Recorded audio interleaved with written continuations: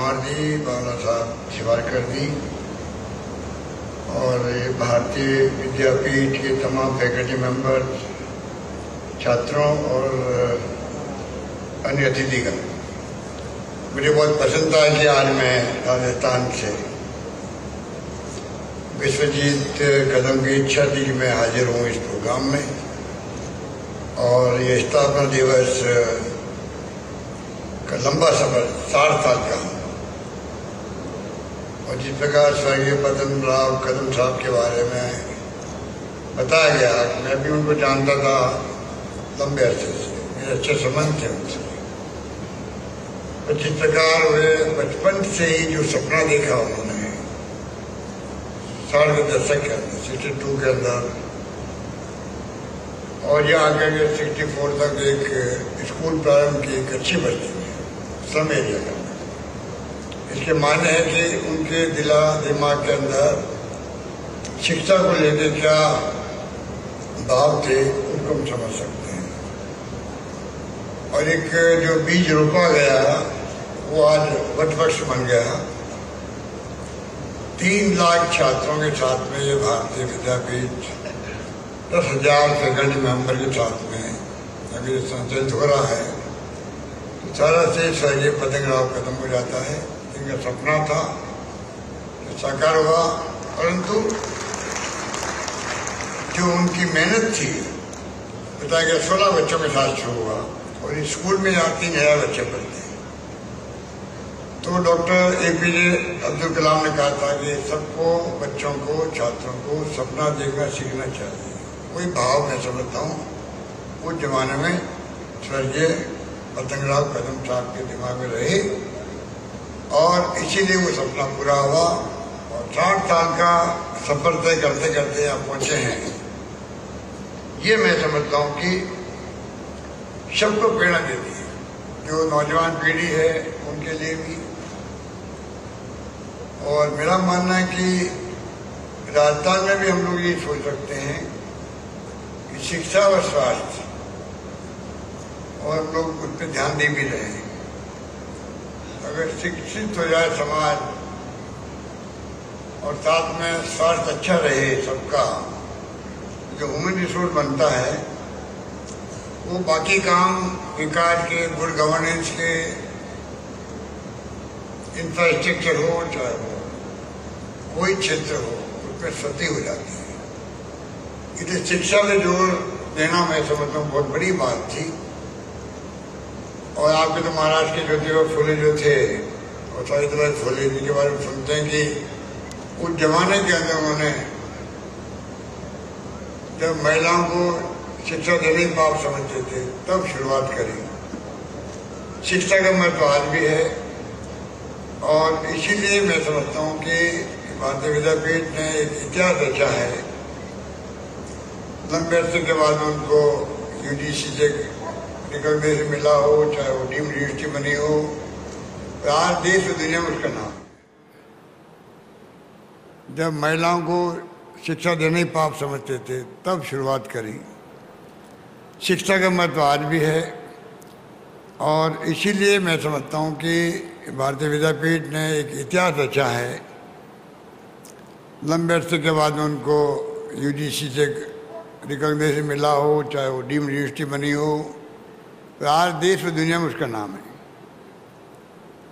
ऐसे प्रांगण में आना मुझे सुकून मिलता, खुद को भी सुकून मिलता है।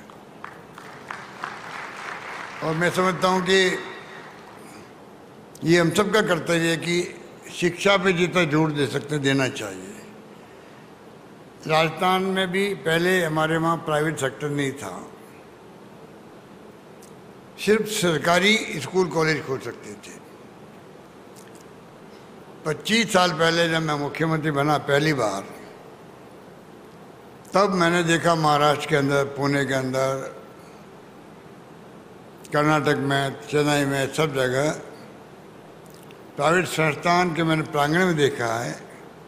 मैं भारतीय विद्यापीठ में ही मैं उस वक्त आया था, मुझे कोई जानता नहीं था वहाँ उस वक्त, पर मैंने देखा कि बहुत शानदार कैंपस उस जमाने के अंदर बना था ये। और 1-2 संस्थान मुझे और देखने की पसंद था, पाटिल साहब का संस्था में देखा सांगली के अंदर। मैं देखा प्राइवेट कॉलेजेज भी, इंजीनियरिंग हो या अन्य हो, वो भी मैं समझता हूँ कि क्वालिटी शिक्षा देने में पीछे नहीं है। ये मैंने अनुभव किया। यही सोच करके संयोग से मैं खुद मुख्यमंत्री बन गया, तो मैंने वहाँ पहली बार कैबिनेट के अंदर बातचीत करी, फैसला किया कि हमें राजस्थान के अंदर भी प्राइवेट सेक्टर को अलाउ करना चाहिए। उसमें जो सपना देखा हमने भी और जिस प्रकार से फैसले किए, आज वहाँ पर इतनी संस्थाएं आ गई। वहाँ पर जो प्रीमियर संस्थाएं पंडित नेहरू ने शुरू करी थी आज़ादी के बाद में, वो तमाम संस्थाएं राजस्थान के अंदर है। IIT है, IIM है, IIIT है, एम्स भी है। तो साथ में विश्वविद्यालय 6 थे उस वक्त में, आज 91 विश्वविद्यालय राजस्थान के अंदर है। इसी प्रकार से कृषि विश्वविद्यालय हो, टेक्निकल यूनिवर्सिटी हो, स्पोर्ट्स यूनिवर्सिटी हो, जर्नलिज्म की यूनिवर्सिटी हो, लॉ यूनिवर्सिटी हो, आयुर्वेद की, हर क्षेत्र में हमने प्रयास किया है। एविएशन यूनिवर्सिटी भी इस बार मैंने बजट में घोषणा करी है। तो तमाम तरह के वहाँ पर हमने यूनिवर्सिटी खड़ी की।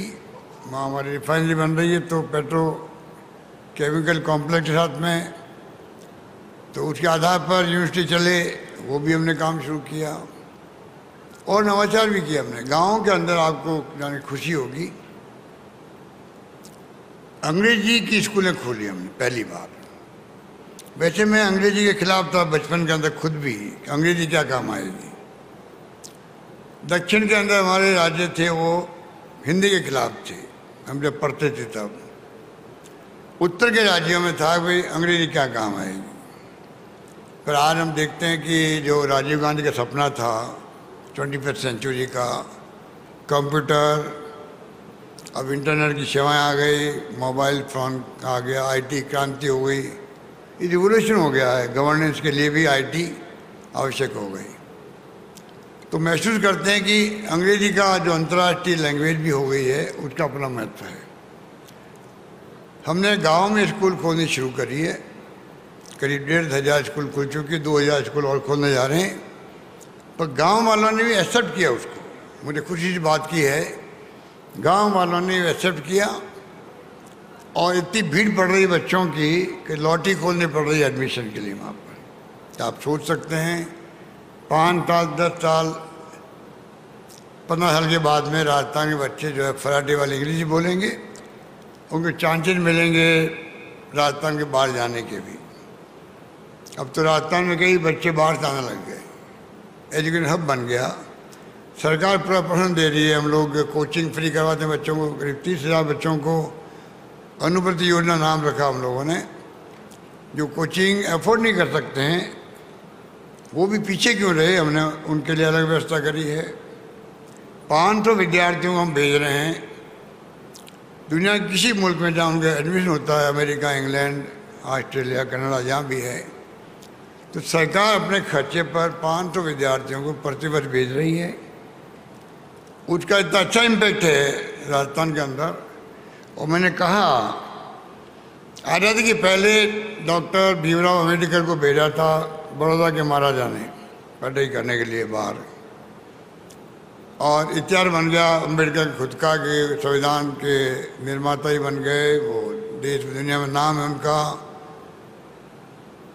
तो हर 500 बच्चे जाते हैं प्रतिवर्ष है। तो आप सोच सकते हैं उनमें कोई साइंटिस्ट बनेगा, कोई टेक्नोक्रेट बनेगा, कोई एडवोकेट बनेगा, कोई इंडस्ट्रियलिस्ट बनेगा, एक्सपोजर होगा उसका। और वो बच्चे जा रहे हैं, टैलेंटेड है पर अफोर्ड नहीं कर सकते हैं। 2-3 कैटेगरी हमने बनाई। इसलिए मैंने कहा कि हम लोग बहुत ज़्यादा ध्यान दे रहे हैं। इसलिए जब मुझे कहा आने के लिए विश्वजीत ने, हालांकि आज प्रधानमंत्री जी के साथ मेरा प्रोग्राम था वहाँ, और भी मेरे प्रोग्राम थे, मैंने कुछ चेंज किया और सिर्फ मैं आपके इस प्रोग्राम के लिए आया हूँ और वापस यहाँ से जाऊँगा। क्योंकि मेरा कमिटमेंट यही है कि मैंने खुद ने जब गर्ल्स एजुकेशन में ध्यान दिया, फ्री एजुकेशन कर दी गर्ल्स की हमने, जो डॉक्टर मनमोहन सिंह जी और सोनिया गांधी जी के वक्त में बने थे, 4 पार्लियामेंट्री कानून बने थे नरेगा के साथ में, RTI, RTE, right to education, और फूड सिक्योरिटी एक्ट। तो RTE के अंदर 8th तक का प्रोविजन है पढ़ाई कराने का प्राइवेट स्कूल के अंदर। हमने अभी सरकार में फैसला किया कि 12th तक हम लोग फीस देंगे प्राइवेट बच्चों की। टैलेंटेड बच्चे होंगे तो उनको पूरा पढ़ाई का खर्च सरकार देगी। कहने का मतलब ये कि हमारी खुद की प्रायोरिटी बहुत बड़ी हो गई है। आपकी जानकारी मैं करना चाहूँगा कि 70 साल में करीब 250 कॉलेज खुले राजस्थान के अंदर, और मैंने इन 5 साल के अंदर 5 बजट पेश मैंने किया अभी, उसमें मैंने 303 नए कॉलेज खोल दिए, 303 नए कॉलेज खोल दिए। उसके अंदर 130 कॉलेज गर्ल्स के हैं। इस प्रकार से वहाँ 10+2 स्कूलों को बनाया जा रहा, सभी स्कूलों को हर पंचायत लेवल पर। एक प्रकार से पूरा नेटवर्क जो है एजुकेशन का बना रहे हैं हम लोग, और वही भावना हेल्थ के अंदर है। अभी मैंने वहाँ पर एक एक्ट बनाया है असेंबली के अंदर, राइट टू हेल्थ, जो कंट्री में कहीं नहीं, पहला एक्ट राजस्थान बना है। स्वास्थ्य का अधिकार मिले, जैसे पार्लियामेंट में कहा 4 कानून बने, हमने कहा कि भारत सरकार को भी चाहिए। इलाज बहुत महंगा है और समय बदल गया है, तो क्यों नहीं हम लोग राइट टू सोशल सिक्योरिटी लाएं। जैसे दुनिया के मुल्कों में हर परिवार को, नीडी परिवार है, उनको मिनिमम उनको पैसा मिलता है जिससे कि वो ज़िंदगी निकाल सके आराम से, हर परिवार। उसी प्रकार मैंने प्रधानमंत्री मोदी जी को भी कहा है कि आपको 2 कानून और बनाने चाहिए। 4 कानून पहले बन चुके हैं, राइट टू सोशल सिक्योरिटी बने, कॉन्फिडेंस पैदा होगा लोगों के अंदर। जैसे मैंने OPS लागू कर दिया कर्मचारियों के लिए, डिबेट चल रही है, हमारी आलोचना भी हो रही है। मेरा मानना है कि कम से कम 35 साल की सर्विस के बाद में एक कर्मचारी को भी सिक्योरिटी फील होनी चाहिए कि ओल्ड एज के अंदर तकलीफ नहीं आएगी। इस प्रकार से हमने राइट टू हेल्थ और 25 लाख का हमने इंश्योरेंस कर दिया है पूरे राजस्थान वासियों का। ऐसा नहीं कोई अमीर गरीब की कोई मतलब नहीं है, सभी का किया है। हिंदुस्तान में कहीं पे भी नहीं है। भारत सरकार योजना 5 लाख तक की है। हमने हमारे हर जिले में एक मेडिकल कॉलेज खोल रही है, हर जिले के अंदर। और उसी प्रकार से प्रयास करें कि मेडिकल एजुकेशन के अंदर सीटें बहुत ज़्यादा बढ़ती जा रही है, डॉक्टर की कमी नहीं रहेगी आने वाले वक्त के अंदर। नर्सेज के लिए कॉलेज बन रही हर जिले के अंदर, कोर्सेज के लिए। इंजीनियरिंग के कॉलेज की कमी नहीं है। हर क्षेत्र में हम शिक्षा की जोर दे रहे हैं, साथ में स्वास्थ्य सेवाओं में जोर दे रहे हैं। ये जो 25 लाख में बार कर रहा हूँ, धीरे धीरे तमाम सरकारों को राइट टू हेल्थ की तरफ आना चाहिए और इंश्योरेंस करना चाहिए। हमारे दवाएँ मेडिसिन फ्री कर दी। पिछली बार मैं सेकंड टाइम मुख्यमंत्री बना था, तब मैंने मेडिसिन फ्री कर दी थी। उस ज़माने के अंदर टेस्ट फ्री कर दिए थे, डायलिसिस फ्री थे। इस बार हमने और बड़ा कदम उठाया। पूरा जो इलाज है, पहला सुख निरोगी काया जो कहलाता है, सबका कम से कम स्वास्थ्य अच्छा रहे, तब जाके मैं समझता हूँ हैप्पीनेस इंडेक्स भी अच्छा बनेगा और ह्यूमन रिसोर्स अच्छा बनेगा, तो प्रदेश प्रगति भी करेगा तेज गति से। तो हमने तय किया कि हम स्वास्थ्य के लिए ध्यान दें। आज तमाम OPD IPD सब फ्री होगी राजस्थान के अंदर।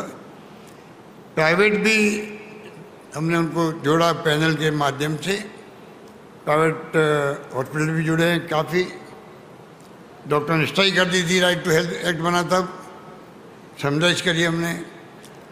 तो मेरा मानना ये है कि ये जो संस्थान बनी है, और आनंद राव पाटिल साहब का भी स्वागत किया गया, मुझे बहुत अच्छा लगा कि विश्वजीत ने व इनके तमाम परिवार के लोगों ने, शिवाजी राव जी ने, सब ने एक ऐसे 95 ईयर ओल्ड आनंद राव जी का सम्मान करना निश्चय किया, जो पतंग राव कदम साहब के साथ में उस जमाने में साथ लगे थे। मैं अपनी ओर से, आप सबकी ओर से मैं भी उनका हृदय की गहराइयों से हार्दिक स्वागत करता हूँ, सम्मान करता हूँ कि वो इस संस्थान जुड़े रहे, अभी तक भी जुड़े रहे, इस उम्र के अंदर भी। उनको बुला के सम्मान करना मैं समझता हूँ संस्थान खुद भी सम्मानित होती है कि संस्थान किसी को भूलता नहीं है। इसी प्रकार से आपने जो सम्मान दिया हमारे टीचर्स को भी, फैकल्टी मेंबर को भी, छात्रों को भी, मैं उन सबको बधाई देना चाहूँगा, मुबारकबाद देना चाहूँगा। और तमाम छात्रों को, उन सबको मेरी बहुत शुभकामनाएं। उनका भविष्य उज्जवल बने और वे कामयाब हो, क्योंकि नाम भी भारतीय विद्यापीठ नाम भी वही है जो हमें एक प्रेरणा देता है। हमारे देश की संस्कृति, संस्कार, परंपरा महान है, उनकी प्रेरणा देता है। और वो संस्थान में हम लोग सब बैठे हैं इस प्रांगण के अंदर, मेरा मानना है कि उसी रूप की शिक्षा लेके आप जाएंगे और जाकर के आप देश का, अपने प्रदेश का, अपने गांव का, अपने परिवार का नाम बढ़ाएंगे। ये मेरा आपके प्रति शुभकामनाएं हैं। मुझे जो आने का अवसर मिला और 2 बात मैं कह सका, उसकी मुझे बहुत खुशी है। और मैं फिर कहना चाहूँगा कि वो इंसान तो नहीं रहा जिसने संस्थान खड़ी की है, पतंग राव कदम साहब, परंतु एक व्यक्ति को सोच लेता है, सपना देख लेता है तो वो काम में अवश्य होता है। वो जब तक जिंदा रहे, चाहे दिल्ली आते थे चाहे जयपुर आते थे, जयपुर भी मेरे निवास स्थान पर मिलना वंशवा था। बहुत ही हसमुख व्यक्तित्व के धनी थे और उनका व्यक्तित्व, उनका कर्तृत्व है। उस वक्त भी मैं समझता हूँ कि कांग्रेस लीडरशिप भी उनको बहुत सम्मान देती थी। सोनिया गांधी जी खुद सम्मान देती थी, मुझे इस बात का एहसास है। इस प्रकार से एक ऐसा व्यक्तित्व हमारे बीच नहीं रहा, उस बात का दुख तो हमेशा रहेगा। पर 60 साल का सफ़र तय करते करते संस्थान कामयाबी मंजिलें पार कर रहा है, इस बात का मुझे बहुत गर्व है, मुझे खुशी है। यही बात कहता हूँ मैं कदम परिवार को और विश्वजीत को विशेष रूप से, क्योंकि उसने बहुत जिद की कि मुझे आना ही पड़ेगा। तो मैं उन सबको, पूरे परिवार का आभारी हूँ कि मुझे अवसर दिया आप सबसे मिलाने का। धन्यवाद। जय हिंद। धन्यवाद।